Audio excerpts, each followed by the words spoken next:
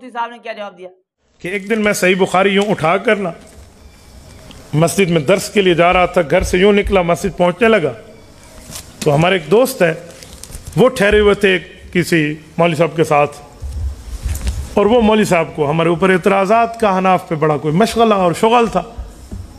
یار بات ہو تو مولانا کہتے ہیں مروڑے، بہرحال میں دلیل میں لفظ بڑا پیار سے لاتا ہوں، میں مخالف کو بھی ایک عزت دے کر بات کرتا ہوں، بس دلیل سے بندہ رد کرے۔ ان کو کوئی سوالات کا مشغلہ تھا تو وہ کہنے لگے مول صاحب خیریت، مسافہ ہوا نا، مول صاحب خیریت ہے، آپ لوگوں کا صحیح بخاری سے کیا کام ہے؟ آپ تو فقہ حنفی ماننے والے، فقہ جانے تو تسی جانے کی کام ہے۔ مجھے بڑی حیرانگی ہوئی، کیا تب آپ نے صحیح بخاری کے مطابق نہیں کیا؟ صافہ حماد بن زید ابن المبارک بیدی، امام بخاری تو 2 ہاتھ سے مصافے کی بات لائے ہیں۔ صحیح بخاری میں روایت ہے کلام المیت وہو علی الجنازہ، میت بولتا بھی ہے میت سنتا بھی ہے، آپ تو کہتے ہو سنتا بھی نہیں ہے بولتا بھی نہیں۔ اسی صحیح بخاری میں حدیث ہے قال الحسن کان القوم یسجدون علی القلنسوۃ والعمامہ، امام حسن بصری المتوفی 110 ہجری رحمہ اللہ ارشاد فرماتے ہیں میں نے صحابہ کرام میں ہزاروں بندوں کی زیارت کی ہے، میں نے دیکھا ہے کہ جس صحابی نے نماز پڑھنی ہوتی یا سر پہ ٹوپی ہوتی یا سر پہ پگڑی ہوتی۔ اور کتاب اللباس باب تکلیم اظفار میں لکھا ہے کہ داڑھی کم از کم کتنی رکھنی چاہیے، تو امام بخاری روایت لائے ہیں حضرت عبداللہ بن عمر رضی اللہ عنہما سے، حضور نے فرمایا وفر اللحا وحف الشوارب، داڑھی بڑھاؤ اور مونچھیں کٹاؤ۔ تو بھئی کتنی بڑھائیں اور کتنی کٹائیں؟ تو مونچھیں تو کاٹنی ہے لیکن داڑھی کتنی بڑھائیں؟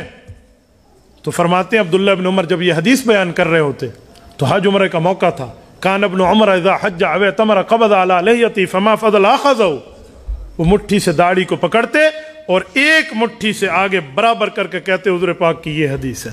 کتاب المناقب جلد اول میں حضرت اماں رضی اللہ عنہ راویہ ہیں، صدیقہ بنت صدیق ام المؤمنین، مسلمان مؤمنوں کی اسلامی اماں جان، ہر بندے کی نہیں، مومن کی ماں۔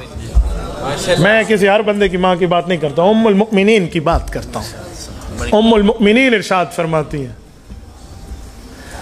رسول اللہ صلی اللہ علیہ وسلم کی دنیا سے وفات کے بعد جب ابو بکر آئے قبل بین عینی، حضور پاک کے ماتھے مبارک کو چوما اور فرمایا بی ابی انت و امی طبت حیا و میتا، میرے پاک پیغمبر آپ نے اچھی موت پائی، اچھی زندگی پائی۔ حضور پاک علیہ السلام کے لیے وفات کا اعلان کیا کہ لوگو رسول اللہ دنیا سے رخصت ہو گئے، من کان منکم یعبد محمدا فإن محمدا قد مات، اگر حضور کو اللہ مانتے تھے تو سنو پھر حضور فوت ہو گئے، لیکن نہیں، من کان منکم یعبد اللہ فإن اللہ حی لا یموت، ہم اللہ کو اللہ مانتے، اللہ ہمیشہ زندہ اور قائم ہے۔ اور پھر اس کے بعد رسول اللہ کی قبر کی حیات کا ذکر کرتے ہوئے فرمایا والذی نفسی بیدہ، اس اللہ کی قسم جس کے قبضے میں ابو بکر کی جان ہے، لا یذیقک اللہ الموتتین ابدا، پیغمبر پر 2 موتیں جمع نہیں ہوں گی۔ اسی حاشیے میں 2 موتوں کا مطلب لکھا ہے کہ وہ 2 موتیں کون سی ہیں؟ کہتے ہیں والاحسن ان یقال ان حیاتہ فی القبر لا یتعقبها موت بل یستمر حیا والانبیاء احیاء فی قبورہم۔ اسی میں امام بخاری فرماتے ہیں صافہ حماد بن زید کا میرا استاذ ہے حماد بن زید، اس نے جا کر امام ابو حنیفہ کے شاگرد عبداللہ بن مبارک امیر المؤمنین فی الحدیث سے مصافحہ کیا، بیدئی، دونوں ہاتھوں سے مصافحہ کیا۔ امام بخاری اپنے استاذ کی عزت بتا رہے ہیں کہ امام ابو حنیفہ کے شاگردوں سے مصافحہ کیا کرتا تھا۔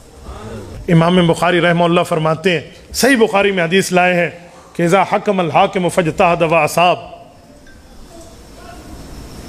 اگر فقیہ اجتہاد سے مسئلہ بتائے تو ٹھیک بتائے، لہو اجران ان اخطا لہو اجر، اس سے بھول چوک ہو جائے تو فقیہ کو اللہ اجر پھر بھی دیتے ہیں، تو فقیہ معجور ہے۔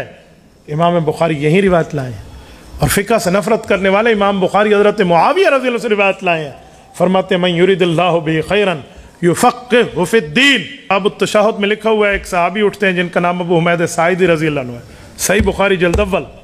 ابو حمید ساعدی فرماتے ہیں انا احفظکم لصلاۃ رسول اللہ صلی اللہ علیہ وسلم، اور پیغمبر کے صحابہ موجود ہیں، میں تم میں سب سے بڑا نبی کی نماز کا حافظ ہوں۔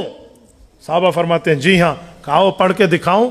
اٹھے اور انہوں نے شروع میں رفع الیدین کیا نیت کے وقت اور سلام تک دوبارہ نہیں کیا۔ یہ حدیث بھی امام بخاری لائے ہیں۔